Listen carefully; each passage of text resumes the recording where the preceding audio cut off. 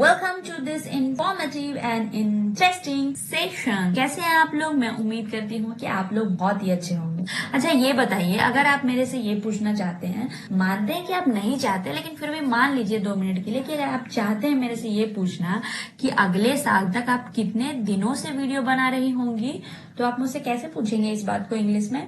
जी हाँ, तो ऐसे ही सेंटेंसेस अगर आप अपने डेली लाइफ में बोलते हैं, सुनते हैं और उसे इंग्लिश में फ्रेम करना चाहते हैं, तो आज का टॉपिक बहुत ही इम्पोर्टेंट है आपके लिए, क्योंकि आज हम सीखने वाले हैं कि इस टाइप के सेंटेंस को हम कैसे फ्रेम करेंगे। तो अभी फिलहाल के लिए मैं बता देती हूँ कि इसे हम कैसे फ्रेम करेंगे। How many days will you have been making videos by next year?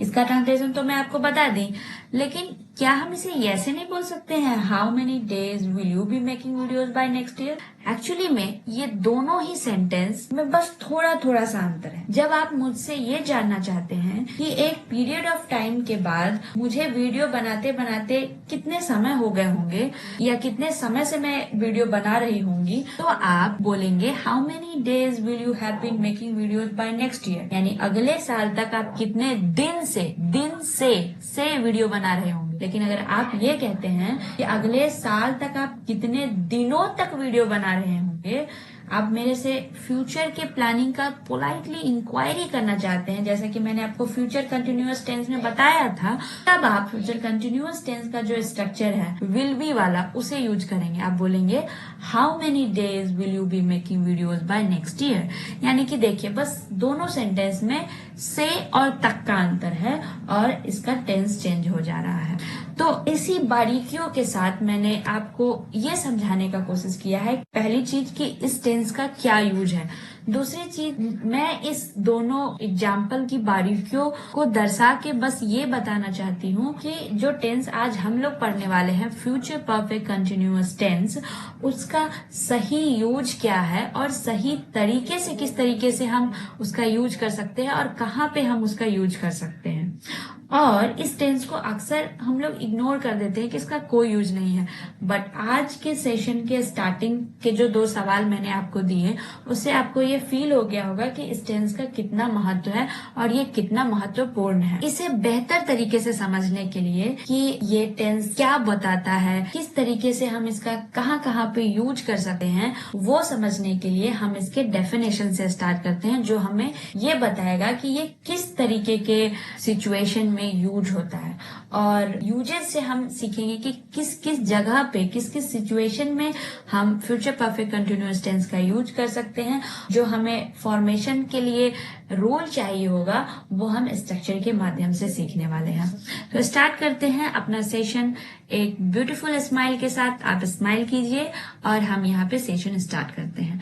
Definition ये कहता है कि फ्यूचर कंटिन्यूअस टेंस जो है वो वैसे एक्शन को डिस्क्राइब करता है जो फ्यूचर में किसी स्पेसिफिक टाइम पे प्रोग्रेस में होगा। फ्यूचर कंटिन्यूअस टेंस का यूज होता है जब कोई ऑनगोइंग एक्शन या एक्टिविटी को डिस्क्राइब करना है जो फ्यूचर में किसी स्पेसिफिक पॉइंट तक कंटिन्यू रहेगी। इस टेंस में एक्शन का ड्यूरेशन भी महत्वपूर्ण होता है, ठीक है, जैसा कि आपने एग्जाम्पल से समझिए रखा हो। अब इसका हम कहाँ कहाँ पे यूज कर सकते हैं, किस किस सिचुएशन में हम ये समझेंगे कि अगर इस टाइप का सिचुएशन है तो हमें फ्यूचर परफेक्ट कंटिन्यूअस टेंस का यूज करना चाहिए। जब कोई एक्शन हो ऐसा जो ये इंडिकेट करता हो कि कोई काम एक ड्यूरेशन के लिए कंटिन्यू होगा फ्यूचर में, जैसे कि अगर मैं ये बोलूं कि 2025 तक वो 3 साल से ब्रिज बना रहे हूँ, तो यहाँ पे ड्यूरेशन आ रहा है, तो उस सिचुएशन में हम कौन सा टेंस यूज करेंगे? Future perfect continuous tense. अब इसे फॉर्म कैसे करेंगे, ट्रांसलेट कैसे करेंगे, उसके लिए हम आगे स्ट्रक्चर देखने वाले हैं। इससे पहले दूसरा यूज देखते हैं। जब हमें ये शो करना हो कि कोई एक्शन कंटिन्यू है एक स्पेसिफिक टाइम तक फ्यूचर में, या कोई इवेंट है वैसा, जैसे कि मैं बोलूँ कि मीटिंग शुरू होने तक वो 1 घंटे से इंतजार कर रही होगी, तो जब हम किसी स्पेसिफिक पॉइंट तक एक दूसरा काम की कंटिन्यूटी को शो करते हैं ना, तो उस सिचुएशन में भी हम फ्यूचर परफेक्ट कंटिन्यूअस टेंस का यूज करते हैं। ठीक है, समझ में आया आपको? नहीं समझ में आया तो कमेंट करके बताइए। तीसरा यूज ये करते हैं जब भी हम किसी एक्शन के टाइम के लेंथ को एम्फसाइज करना चाहते हैं, ठीक है, कि वो प्रोग्रेस में कितने ड्यूरेशन तक रहा। जैसे कि अगले गर्मियों तक मैं इस स्कूल में 10 साल से पढ़ा रहा हूँ, यानी कि एक स्पेसिफिक टाइम तक एक ड्यूरेशन जो है, एक टाइम जो है, उसके लेंथ पे हम फोकस कर रहे हैं। ठीक है,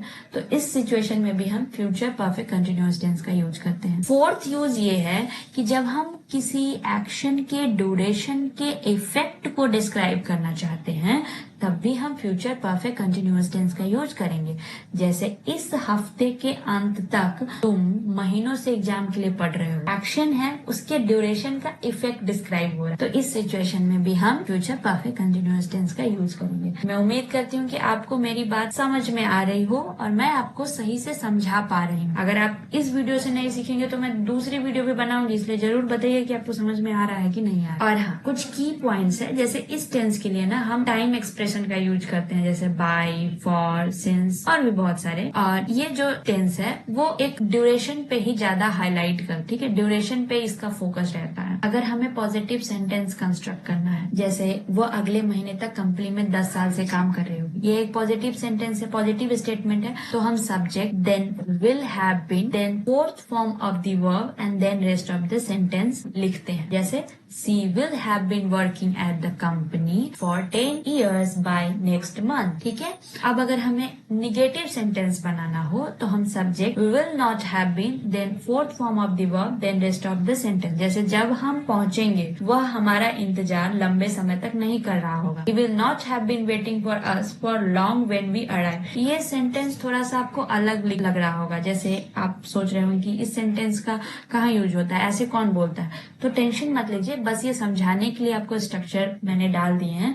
मैं आपको प्रैक्टिकल सेंटेंस भी दूंगी जो जिसे आप रिलेट कर पाएंगे कि एक्चुअली में हम इस टेंस का यूज अपने डेली लाइफ में करेंगे। ओके, इंटरोगेटिव सेंटेंस, जैसे इंटरोगेटिव सेंटेंस में हम हेल्पिंग वर्ब को पहले ले आते हैं, तो हम पहले विल, फिर सब्जेक्ट, फिर have been, then fourth form of the verb and then rest of the sentence. तो अगर हमें बोलना है क्या वे लोग अगले साल तक इस शहर में 5 साल से रह रहे होंगे, will they have been living in this city for 5 years by next year, तो हम इसी स्ट्रक्चर पे सेंटेंस फ्रेम करेंगे। अब हमें इंटरोगेटिव निगेटिव सेंटेंस फ्रेम करना है, जैसे तुम परीक्षा के लिए शुरू होने से पहले हफ्तों से पढ़ रहे नहीं होगे। ये भी थोड़ा सा अनसुना सा सेंटेंस लग रहा है, बट डोंट वरी, ये सिर्फ आपको समझाने के लिए। विल हम पहले लाएंगे, फिर सब्जेक्ट, फिर not, then have been, then fourth form of the verb and then rest of the sentence. Won't you have been studying for the exam for weeks by the time it start. और WH interrogative में हम WH word पहले लाते हैं, आपको पता ही होगा आप अगर मेरी वीडियोस देख रहे होंगे पहले से तो। फिर हम विल, फिर सब्जेक्ट, फिर have been, then fourth form of the verb, then rest of the sentence.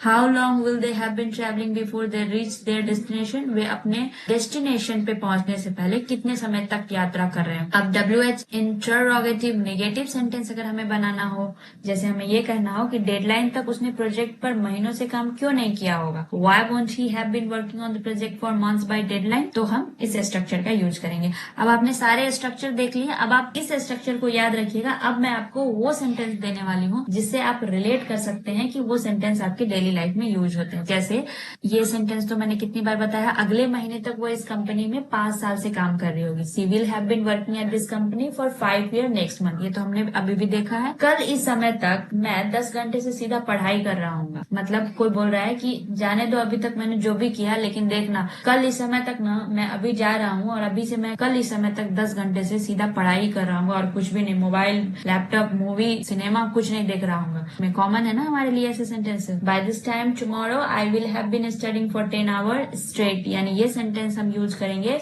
Daily life में, but future perfect continuous tense के हेल्प से इसे फ्रेम करेंगे। निगेटिव सेंटेंस, जब तुम आओगे तब तक वह ज्यादा देर से सो नहीं रहा होगा। He will not have been sleeping for long when you arrive, तो कोई बात नहीं, उसे जगा देंगे, तुम आ तो जाओ। मतलब कोई फोन पे कह रहा है कि आओ, अभी वो सो रहा है, तो बोलता सो रहा है तो सोने दो, तो बोलता जब तुम आओगे तब वो ज्यादा देर से सो नहीं रहा होगा, आओ उठा देंगे उसे। उस सिचुएशन में हम इस तरीके के सेंटेंस फ्रेम कर सकते हैं। दिसंबर तक उन्हें यहाँ 1 साल नहीं हो रहा होगा। They will not have been living here for year by December। अब हमें इंटरोगेटिव सेंटेंस फ्रेम करना है। अच्छा, मैं आपको एक और बात बता दूं कि जिन्हें हम लोग बचपन से इंटेरोगेटिव पढ़ते आए हैं वो इंटरोगेटिव है, ठीक है। तो ये हमारा करेक्शन हो जाएगा, ये मैंने लास्ट सेशन में भी आपको बताया था। अब हमें इंटरोगेटिव सेंटेंस फ्रेम करना है, जैसे हमें ये कहना है कि क्या तब तक तुम इस लैपटॉप को 2 साल से ज्यादा समय से यूज कर रहे होगे, मतलब जब तुम्हारी न्यू वाली लैपटॉप तुम लोगे तब तक तुम इस लैपटॉप को 2 साल से ज्यादा समय से यूज कर रहे होगे। Will you have been using this laptop for more than 2 years by then? क्या आप दिसंबर तक इस शहर में 5 साल से रह रहे होंगे? Will you have been living in this city for 5 years by December? ये सारे सेंटेंसेस है ना जो हम रोज बोलते हैं, यानी रोज बोले या ना बोले लेकिन कॉमन तो है ना हमारे लिए। अब जो सेंटेंस है ना वो हमारा सेंटेंस है इंटरोगेटिव नेगेटिव सेंटेंस। क्या इस साल के अंत तक वह 6 महीने से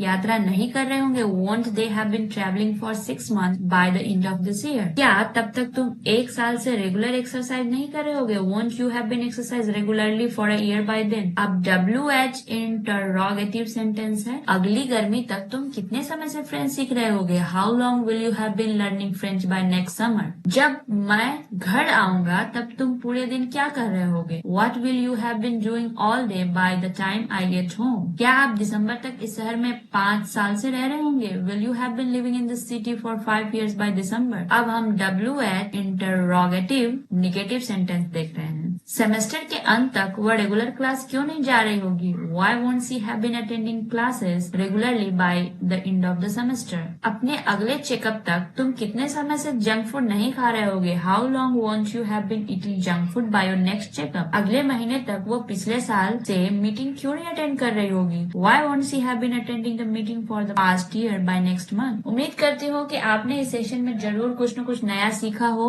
और आपको ये सेशन यूजफुल लगा हो। तो लाइक करके मुझे मोटिवेट करिए कि मैं आपके लिए ऐसे ही बहुत सारे सेशन लाऊं जिससे आपके अब तक के जो कंफ्यूजन रहे हैं बचपन से वो दूर हो सके और आप सही तरीके से इंटेंस का सही जगह पे यूज कर सके। और भी बहुत सारे चैप्टर्स लाने वाली हूँ जो कि बहुत ही यूजफुल होगा आपके कम्युनिकेशन को इम्प्रूव करने के लिए, आपकी स्पोकन इंग्लिश को इम्प्रूव करने के लिए। और ये सेशन दूसरे लोगों तक पहुँचाने का काम करके एक पुण्य का काम कीजिए, शेयर कर दीजिए और चैनल पे पहली बार आए हैं तो चैनल को सब्सक्राइब करके बेल आइकन प्रेस कर दीजिए ताकि आपको न्यू वीडियो का नोटिफिकेशन सबसे पहले मिल जाए और आप ऐसी ही इंटरेस्टिंग चीजें सबसे पहले सीखें। और कमेंट में मुझे 2 सेंटेंस कम से कम जरूर लिख के दिखाइएगा कि आपको ये टॉपिक और ये सेशन समझ में आया कि। मैं उम्मीद करती हूँ कि आपने इस सेशन को बहुत ही इंजॉय किया होगा। Thank you for watching and have a nice day.